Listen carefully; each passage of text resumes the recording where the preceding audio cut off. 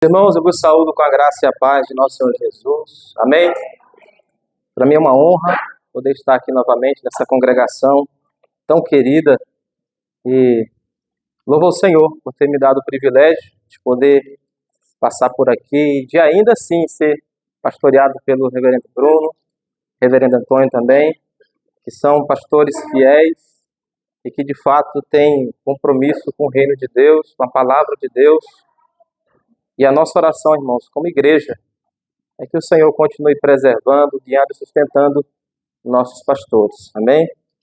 Vamos ler a palavra de Deus em Malaquias. Malaquias capítulo 1. Nós vamos ler do versículo 6 ao versículo 14. A gente está expondo esse livro na congregação Nova Vida no São Félix. E hoje eu pretendo também meditar com os irmãos nessa porção da Escritura. Malaquias capítulo 1,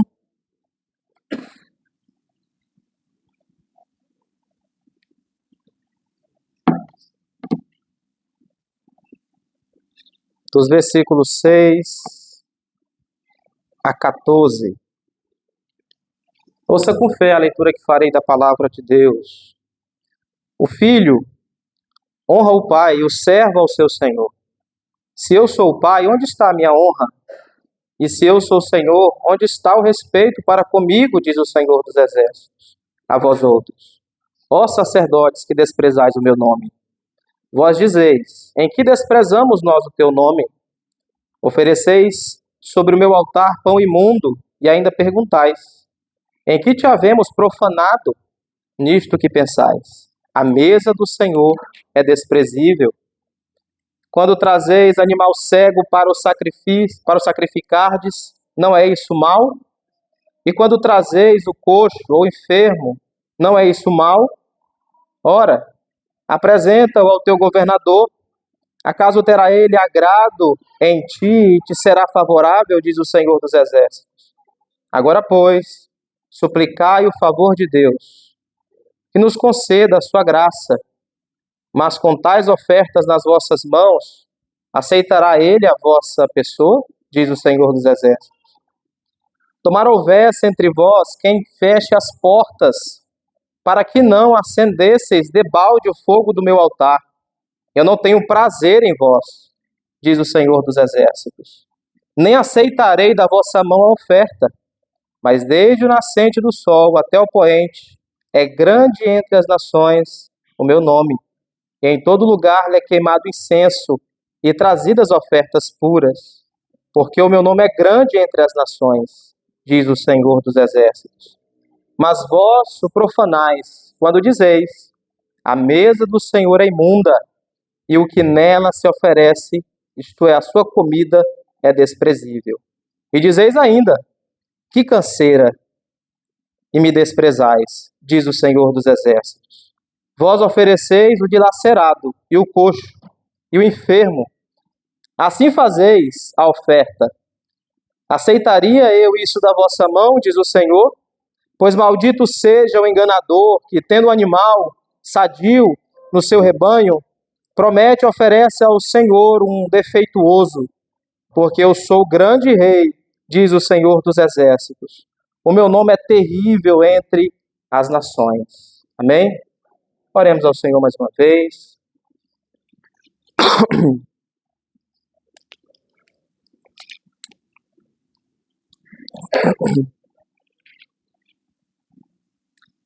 Eterno Deus, Senhor, nós nos prostramos em Tua presença, reconhecemos a nossa miserabilidade, reconhecemos, ó Pai, que sem a ação do Teu Espírito Santo, nós ainda permanecemos cegos, ó Pai.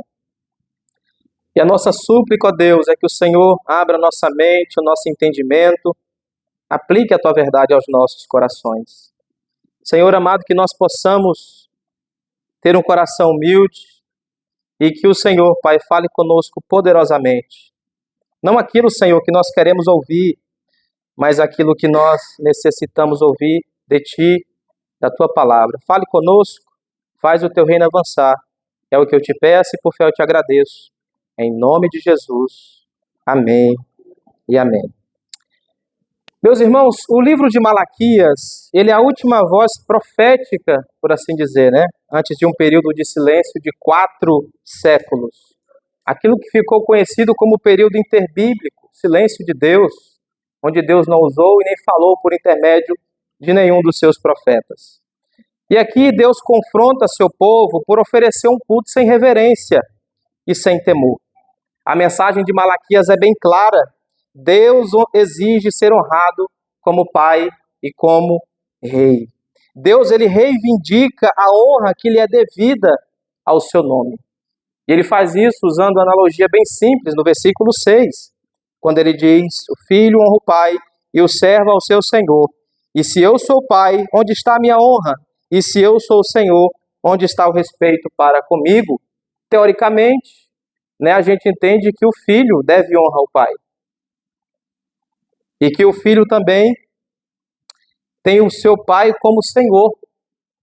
Então, teoricamente, nós compreendemos e entendemos que devemos respeito ao nosso pai, tendo ele como Senhor, como maior estima, aquele a quem deve ser honrado. Imagine, irmãos, o nosso Deus. Imagine aquele que criou todas as coisas e que as trouxe somente à existência pelo poder da sua poderosa palavra. Deus usa essa analogia simples, nesse diálogo que ele tem, tendo o profeta Malaquias como intermediário entre ele e o povo. E o interessante é que essa característica é peculiar ao livro do profeta Malaquias, que geralmente você vai ver nos outros livros de Jeremias, Ezequiel, do profeta Isaías, uma diferença. Aqui Deus fala com o povo mais como que um diálogo. E a gente percebe isso desde os primeiros versos. Mas o que Malaquias tem para o povo de Israel, não era uma mensagem agradável, e Deus não estava satisfeito com o culto ao qual o povo estava entregando ao Senhor.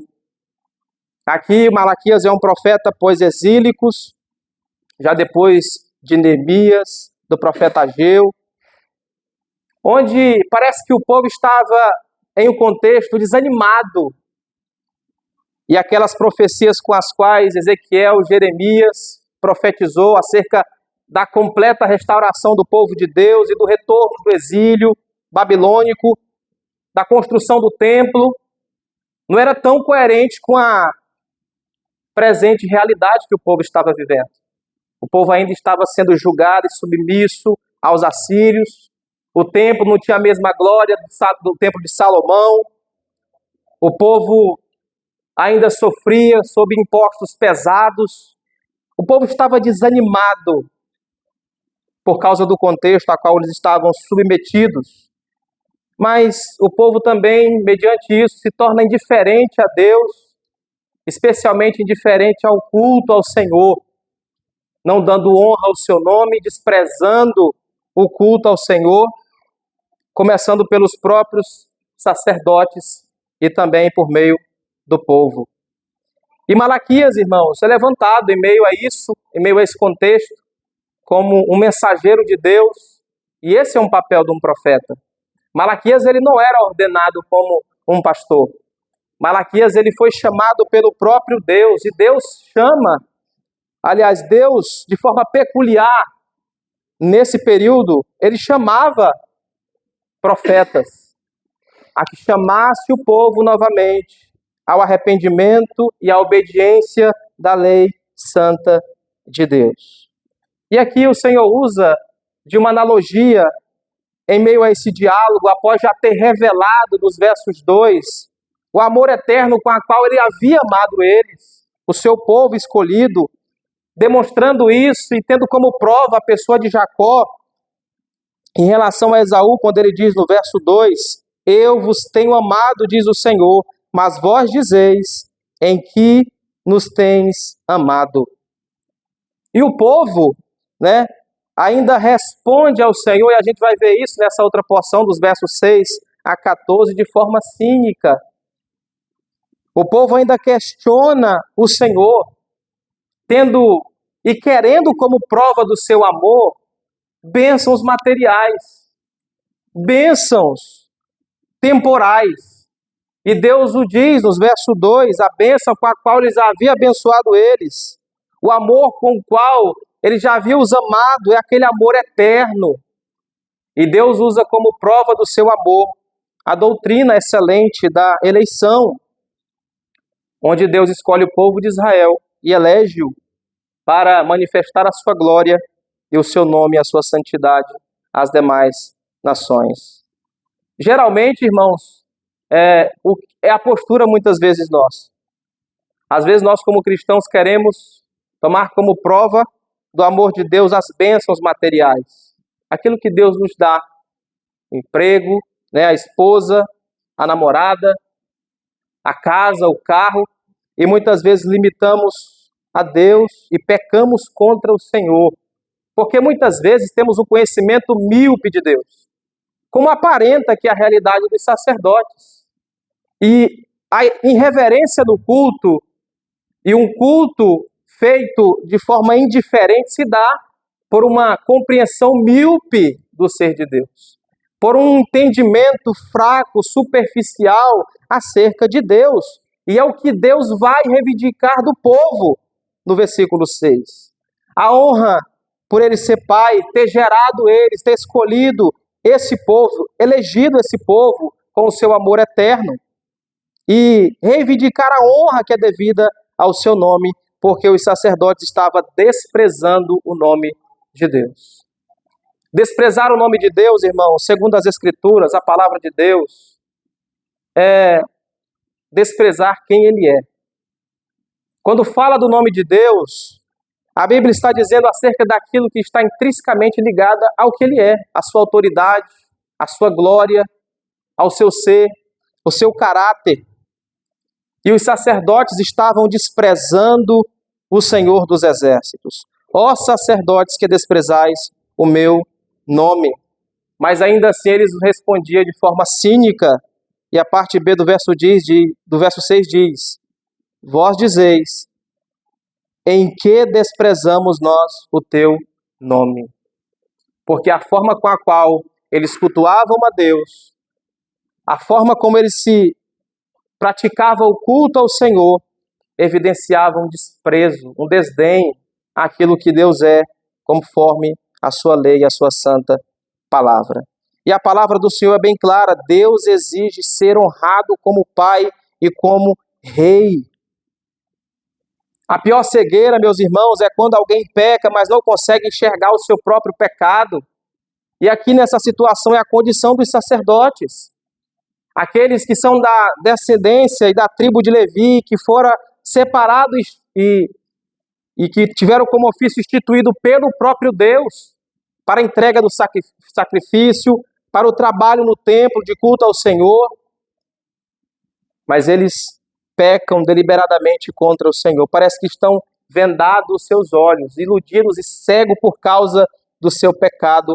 E Deus reprova o culto com a qual eles entregavam, que era um culto sem reverência, um culto sem temor.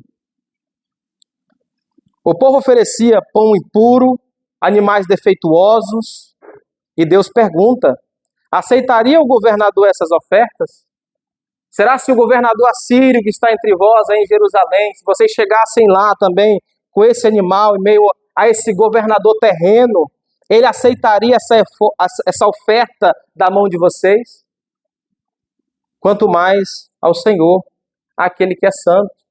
Onde o próprio sacerdote entendia e sabia, na lei de Deus, em Deuteronômio, Levítico, que o animal para ser oferecido, o cordeiro, deveria ser sem defeito, deveria ser sem mácula, deveria ser a sua primícia, entregue ao Senhor como oferta pelo pecado, para que o pecado de fato fosse expiado. Mas até a oração do povo era impedida por causa da hipocrisia. Irmãos, Deus reprova um culto sem reverência. Deus reprova um culto que não é feito pautado nas Escrituras e na sua palavra. Muitas vezes nós olhamos para a reforma protestante e só conseguimos lembrar dos 5 solas. E não percebemos o efeito que o sola Escritura, sola fide, trouxe como benefício ao culto da igreja. A Idade Média estava influenciada e imergida no paganismo, nas trevas, onde era acendido velas a Deus, onde tinham santos como mediadores entre Deus e os homens, roubaram a glória de Cristo, pisaram no Evangelho, zombaram do Senhor Jesus e daquela salvação, do tesouro da igreja, como disse Martim Lutero.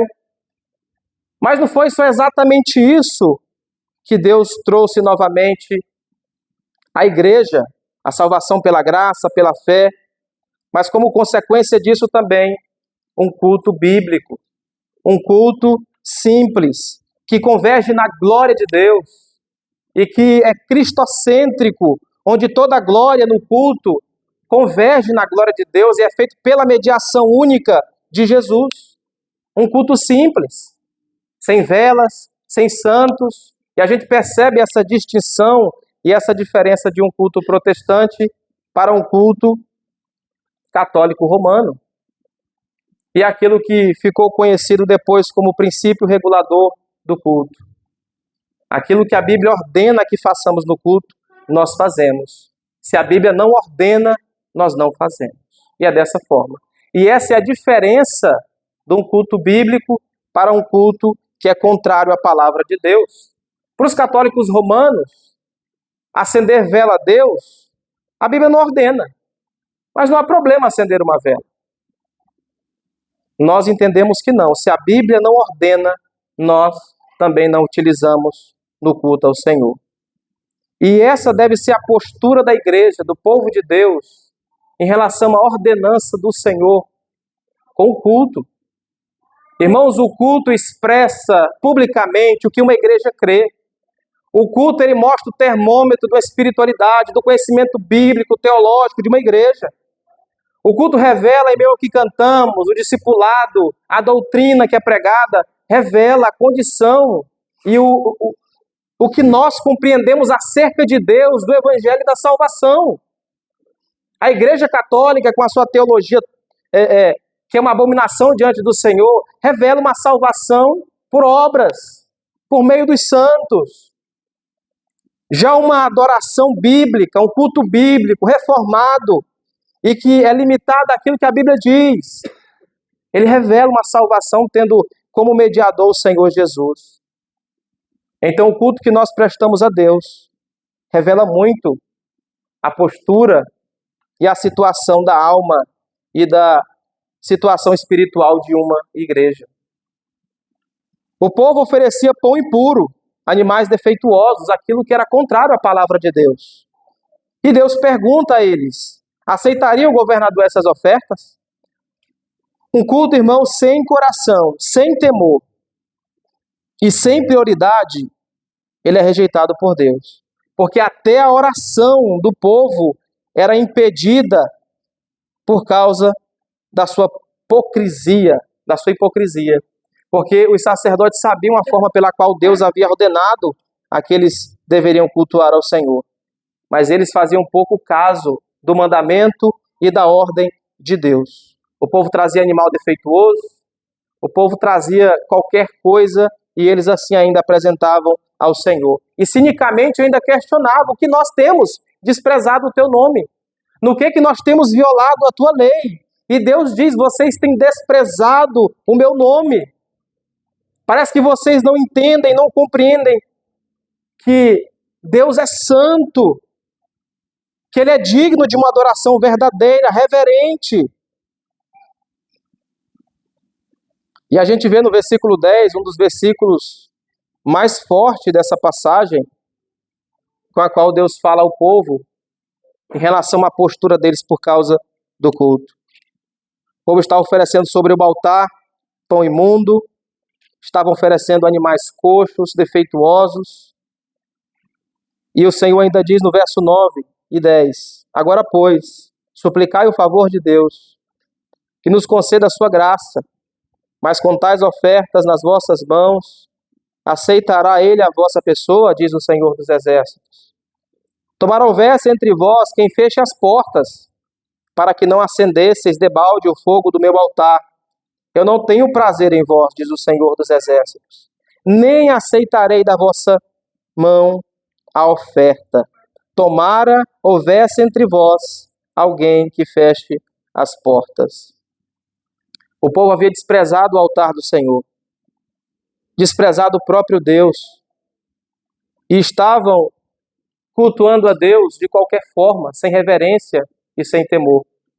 E Deus diz: tomara que tivesse alguém entre vós que fechasse a porta do templo e que não continuassem com esse culto. Vocês já imaginaram, irmãos, Deus dizendo isso para nós? Tomara que tivesse alguém entre vocês a que feche logo as portas do templo. É como Amós diz: afasta de mim o estrépito dos teus cânticos, porque eu não consigo ter prazer nas vossas melodias. É como algo fétido que sobe a narina de Deus, mas não como uma adoração agradável que chega como cheiro suave às narinas do Senhor. E o Senhor diz, por meio do profeta: tomara que tivesse alguém que fechasse as portas. Irmãos, e se fôssemos avaliar, segundo a Escritura, algumas igrejas, e o modo pela qual Deus exige ser cultuado, nós fecharíamos muitos templos. Muitos já deveriam ter fechado as portas. Hoje nós temos um culto, eu falo lá fora, né? Graças a Deus, Deus tem sido misericordioso e tem nos conservado por meio da sua palavra. Mas tem igrejas que o ápice do culto é dar glória ao homem e não a Deus. Um culto antropocêntrico que tem o homem como centro para atender a demanda dos homens, do povo. Oferecem milagres, dinheiro em nome de Deus, mas que não manifesta a seriedade, que não manifesta uma reverência, um temor pelo nome do Senhor, porque desprezam o nome daquele que é 3 vezes santo, que não reconhecem a santidade de Deus, o seu caráter, a sua autoridade e a sua glória. E Deus reafirma também a sua grandeza entre as nações. Enquanto Israel desprezava, os gentios o honraria. Isso a gente vê na dispensação do Evangelho. Os gentios honrariam o nome do Senhor. Se o povo de Deus não glorificar, ele levantará outro povo que assim o faça. E é o que ele diz no verso 11. Judá tem sido desleal e a abominação se tem... Verso 11. Mas desde o nascente do sol até o poente, é grande entre as nações o meu nome. E em todo lugar lhe é queimado incenso e trazido ofertas puras, porque o meu nome é grande entre as nações, diz o Senhor dos Exércitos. Se vocês não me cultuam da forma pela qual prescrevi, eu levantarei outro povo, eu levantarei outra nação, porque assim como ele fez com as outras nações, com as quais ele vai dizer também no verso 5 do capítulo 1, que ainda que eles edificassem casa, o Senhor as destruiriam, porque não era segundo a sua vontade. Assim também quando o seu povo, que foi escolhido, eleito por ele, não adora. Assim quando o povo de Deus tem o privilégio de cultuá-lo, segundo a sua palavra, Deus, se o povo não se submeter à ordenança do Senhor, ao seu mandamento, ele diz: eu levantarei outro povo. Melhor fora que vocês fechassem as portas do templo do que entregar um culto sem reverência, sem temor, e que chega como abominável diante de mim. O povo desprezava o altar do Senhor, chamavam o culto de enfado, ofereciam o pior dos animais, animais coxos e até roubados, doentes. E Deus chama isso de maldição e afirma: eu sou o grande rei. Como ele vai dizer dos versos 12 a 14. Mas vós o profanais quando dizeis: a mesa do Senhor é imunda, e o que nela se oferece, isto é, sua comida, é desprezível. E dizeis ainda: que canseira, e me desprezais, diz o Senhor dos Exércitos. Vós ofereceis o dilacerado, e o coxo, e o enfermo. Assim fazeis a oferta. Aceitaria eu isso da vossa mão? Diz o Senhor.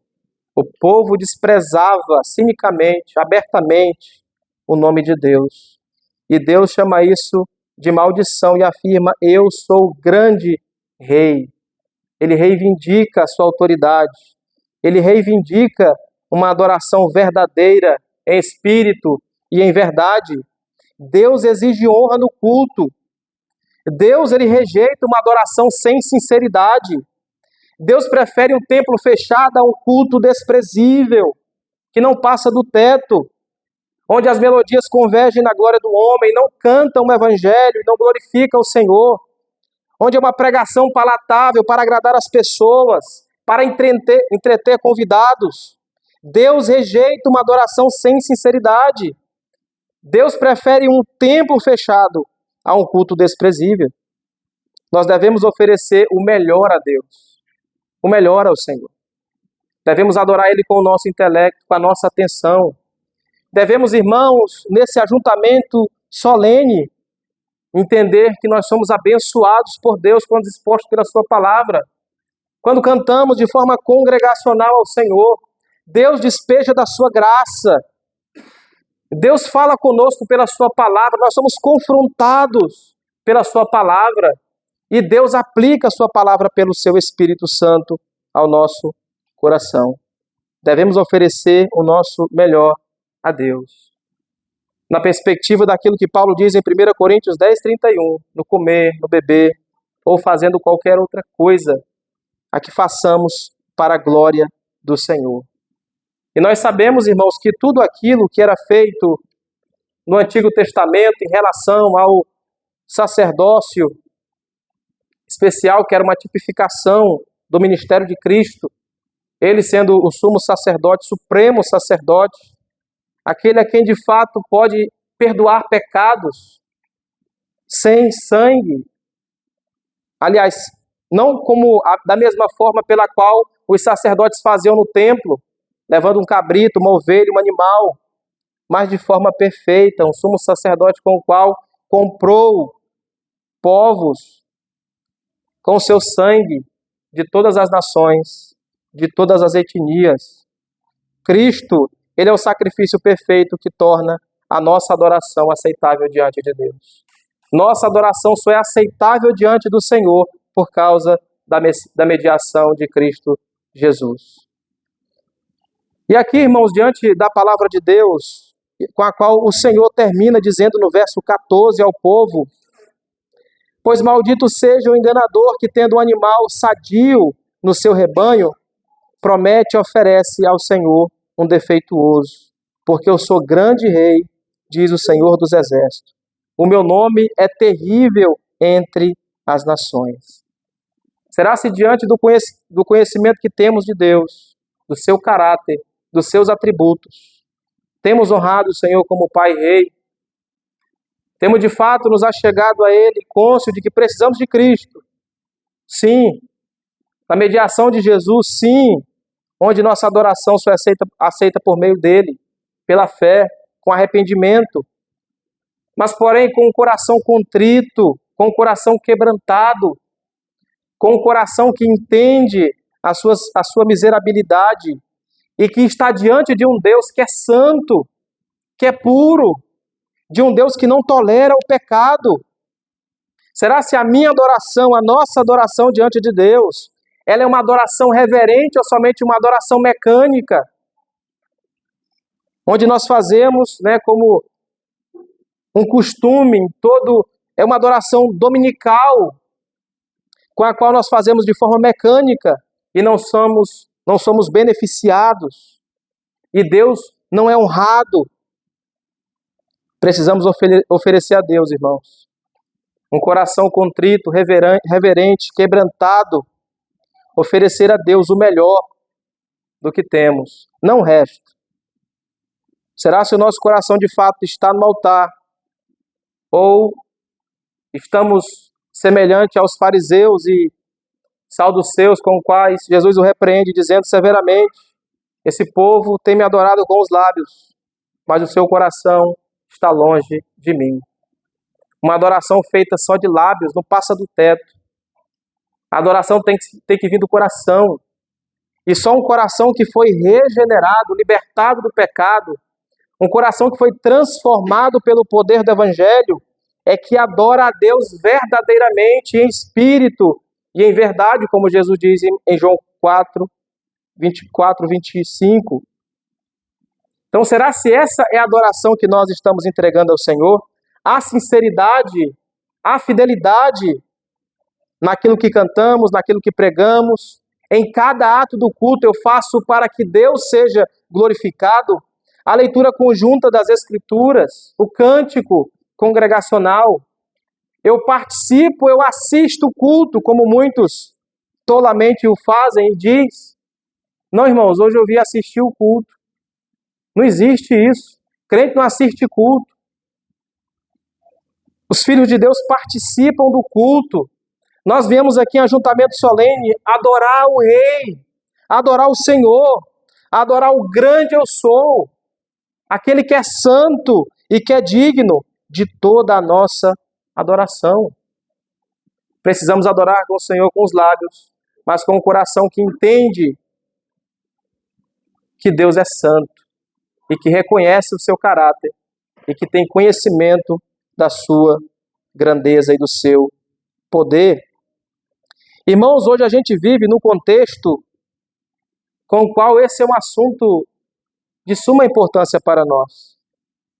As pessoas dizem aquelas frases de jargões: o que importa é que eu estou adorando. Não importa a forma pela qual eu estou adorando o Senhor. E muitos entregam ofertas ao Senhor, um culto ao Senhor, com o qual é uma abominação diante dos seus olhos. Pessoas que trocam o púlpito ou a pregação por teatro, que trocam, irmãos, cada ato do culto, muitas vezes somente por entretenimento, apenas para entreter aqueles que estão vindo à igreja. E essa não é a finalidade do culto. A finalidade do culto é que Deus seja glorificado em cada ato. E muitas vezes nós não vemos a importância e não somos abençoados quando nos reunimos. E a igreja perde com isso, porque parece que não conhece a Deus, não tem um conhecimento profundo acerca do que Deus é e da forma como Ele se revela na sua palavra. E entrega uma adoração superficial, uma adoração torta, uma adoração que não passa do teto e que Deus acha abominável. Somente alguém que foi regenerado, transformado pelo Espírito Santo de Deus, é que de fato pode adorá-lo em espírito e em verdade. Deus prefere um templo, irmãos, fechado a um culto desprezível. Eu vim porque eu quero me sentir bem no culto. Eu quero me sentir melhor. Aqui no culto, irmãos, a nossa natureza, ela é colidida pela palavra de Deus, pela pregação do Evangelho.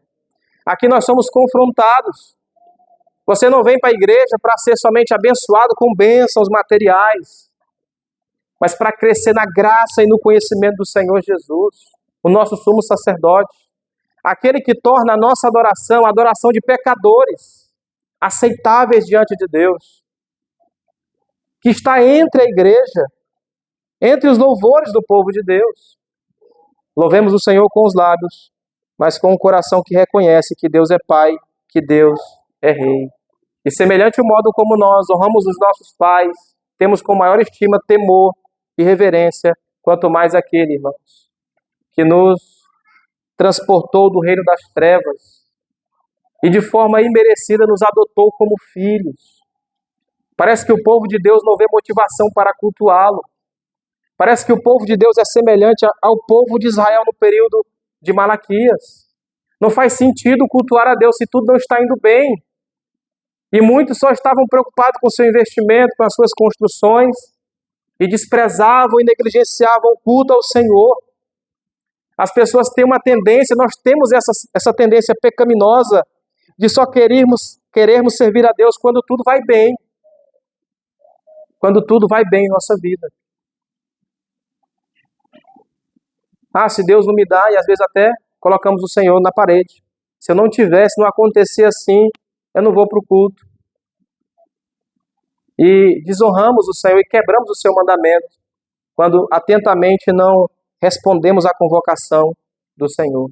Trocamos o domingo pelo aniversário, por uma tarde ou por uma noite com alguém e pecamos severamente contra o Senhor, abertamente, desprezando o nome do Senhor, desonrando o seu santo nome.